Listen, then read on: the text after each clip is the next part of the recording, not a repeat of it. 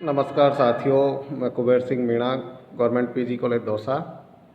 आज हम जानकारी लेंगे पद और संबंध तत्व के बारे में। तो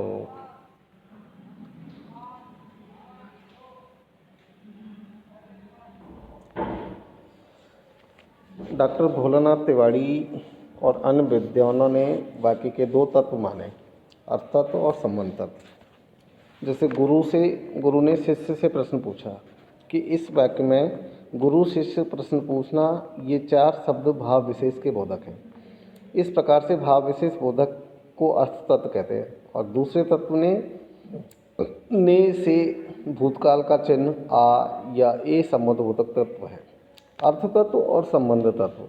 अर्थ तत्व उन तत्वों को कहते हैं जो मानसिक प्रतिमाओं के भावों की अभिव्यक्ति करते हैं। और प्रत्येक पूर्वोक्त उदाहरण में गुरु शिष्य प्रश्न पूछना। संबंध तत्व उन तत्वों को कहते हैं जो उक्त प्रकार से व्यक्त भावों में परस्पर संबंध की अभिव्यक्ति करते हैं, जैसे ने, से, ए, आ आदि। केवल अर्थ तत्व पूरे भाव की अभिव्यक्ति नहीं कर सकते, अतः संबंध तत्वों की आवश्यकता होती है। ने लगाने से ज्ञात होता है कि गुरुजी या गुरु करता है, और से लगाने से ज्ञात होता है कि शिष्य कर्म है। पूछना, पूछा, आ से ज्ञात होता है कि भूतकाल की क्रिया है।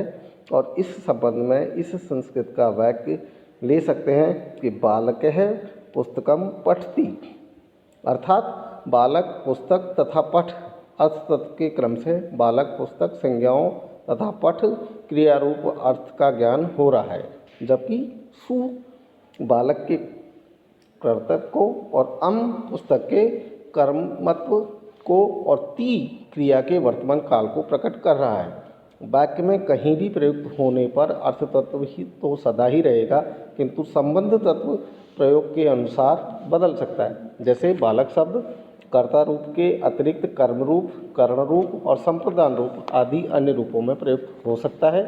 इसी प्रकार पुस्तक शब्द भी अन्य कारकों में प्रयुक्त हो सकता है। पठ क्रिया का प्रयोग भी भूतकाल और भविष्य काल में किया जाता है। इसी प्रकार राम ने मोहन को डंडे से पीटा। इस वाक्य में राम, मोहन, डंडा तथा पीटना अर्थ तत्व है, और वाक्य में भी कहीं भी प्रयुक्त होने पर इसका अर्थ यही रहेगा। ने, को, से तथा आ यहाँ संबंध तत्व है, जो अपने अपने अर्थ तत्व का संबंध वाक्य के दूसरे पदों से बतला रहे। ने बतला रहा है कि राम पीटने वाला है, को बतला रहा है कि मोहन पीटने वाला है, और से बतला रहा है कि पीटने के साधन यानी करण अर्थात डंडा, तथा पीटा पीटना में आ बतला रहा है कि पीटने की क्रिया भूतकाल में हुई थी। इसके विपरीत यदि संबंध तत्व को हटाकर केवल अर्थ तत्व का प्रयोग किया जाए तो वाक्य का कोई भी स्पष्ट अर्थ नहीं निकलेगा। अतः अर्थ तत्व के साथ संबंध तत्व को जोड़कर ही पद बनाए जाते हैं तथा वाक्य में पदों का प्रयोग होता है। इसी बात को लक्ष्य मानकर महाभाष्य ने पतंजलि का स्पष्ट कथन है कि अपदम न प्रयुंजित है, अर्थात शब्द को पद बनाए बिना उसका प्रयोग नहीं किया जाना चाहिए। अब संबंध तत्व के प्रकार कौन से हैं? जैसा कि पहले मैंने बता चुका हूँ कि मूल शब्द को संबंध तत्व के साथ जोड़ने पर वाक्य में प्रयोग किया जाने योग्य पद बनता है। इससे यह निष्कर्ष निकलता है कि प्राय सभी भाषाओं में संबंध तत्वों का प्रयोग होता है। विश्व की समस्त भाषाओं के विश्लेषण से संबंध तत्वों के जो विशेष प्रकार दृष्टिगोचर होते हैं उन्हें यहाँ निरूपित किया जा रहा है। पहला है स्वतंत्र शब्द। अनेक भाषाओं में संबंध तत्व के प्रतीक शब्द अपनी स्वतंत्र सत्ता रखते हैं, अर्थात संबंध तत्व अर्थ तत्व से संयोजित न होकर स्वतंत्र होते हैं। अंग्रेजी में on, in, till, from, up आदि आदि ये दो स्वतंत्र शब्दों के प्रयोग हैं। ठीक इसी प्रकार से शब्द स्थान। किन्हीं भाषाओं में वाक्य में शब्द के स्थान पर संबंध तत्व का ज्ञान होता है। चीनी आदि भाषाओं के वाक्य के अंतर्गत शब्द स्थान का अत्यधिक महत्व है। जैसे ग्नो, नो, तानी इसे मारता है, नीतांगनो तू मुझे मारता है।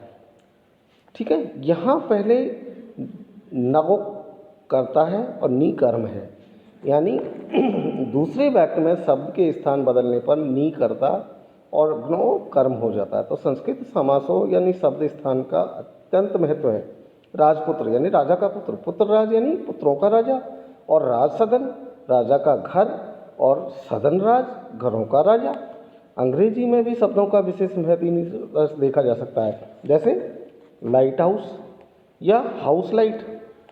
इन शब्द स्थान पर पद कर्म में से अर्थ तत्व प्रभावित होता है तथा वाक्य के अर्थ में अंतर आ जाता है। इसी प्रकार से हरी बिट्स रमेश, यदि इस तरह कहा जाए तो रमेश बिट्स हरी, तो अर्थ बदल जाएगा। तो तीसरा है शून्य और अभात्मक। कभी कभी कोई भी संबंध न लगाकर शब्दों को ज्यों का त्यों छोड़ देना भी संबंध तत्व का बोधक है। अंग्रेजी में सामान्य वर्तमान के प्रथम रूपवाचक में सभी बहुवचनों में क्रिया ज्यों की त्यों छोड़ दी जाती है। अंग्रेजी में सीप का बहुवचन सीप ही है, डियर का बहुवचन डियर है, और संस्कृत में ऐसी संज्ञाएं जैसे वणिक, व्रत, विद्युत, वारी, दधी, स्त्री आदि कम नहीं है, जिनका अविकृत रूप भी प्रथम एकवचक का बोधक है। आधुनिक भाषा विज्ञान वेत्ताओं ने स्पष्टतया के लिए ऐसे रूपों को शून्य संबंध तत्व रूपक कहा है। चौथा है द्विरिक्ति। अनेक भाषाओं में पूरे अंग और उसके अंश की द्विरिक्ति या आवृत्ति संबंध तत्व का काम करती है। संस्कृत में धातु आदि की द्विरिक्ति यानी दो बार पढ़ना में प्रथम अंश को अभ्यास कहते हैं, और संस्कृत में द्विरिक्ति में से अर्थ में अंतर हो जाता है। लिट परोक्ष धातु भूत और द्विरिक्ति मुख्य रूप से दिखाई देते हैं। ठीक इसी प्रकार पांचवा है ध्वनि प्रतिस्थापन। इसके तीन भेद माने जा सकते हैं। कौन कौन से? स्वर प्रतिस्थापन या अपश्रुति। कभी कभी शब्द में केवल स्वर परिवर्तन के द्वारा ही संबंध तत्व प्रकट किया जाता है। संस्कृत के देव से दैव, पुत्र से पौत्र, दशरथ से दासरथी आदि आदि।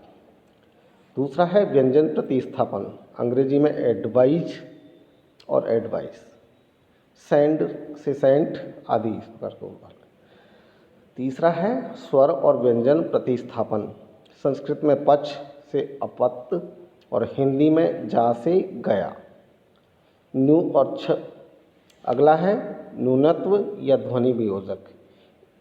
इसको ऋण अभिलक्षण भी कहते हैं। इसमें कुछ ध्वनियों को कटा या घटा या निकाल दिया जाता है, यानी लोप का कार्य इसके अंतर्गत होता है।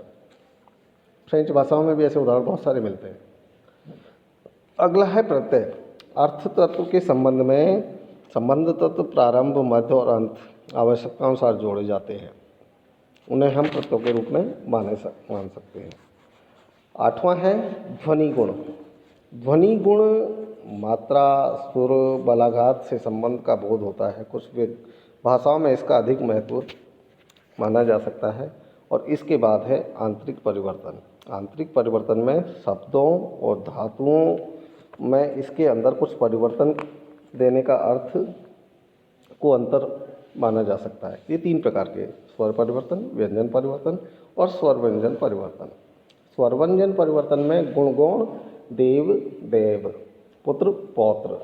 और व्यंजन परिवर्तन में क्या होता है? अंग्रेजी में एडवाइज हो जाती है और सेंड सेंट बन जाता है। और स्वर व्यंजन परिवर्तन में दोनों बदलने से अर्थभेद, जैसे संस्कृत में यजरोड परमश्य अभियंती, ये माना जा सकता है। निष्कर्ष रूप में हम ये मान सकते हैं कि संबंध तत्वों के प्रकार भाषा के स्वरूप पर निर्भर करते हैं, और इन भेदों के अलावा संबंध तत्व के और भी प्रकार दिखाई देते हैं, परंतु अधिकतर उक्त भेद ही प्रचलित है।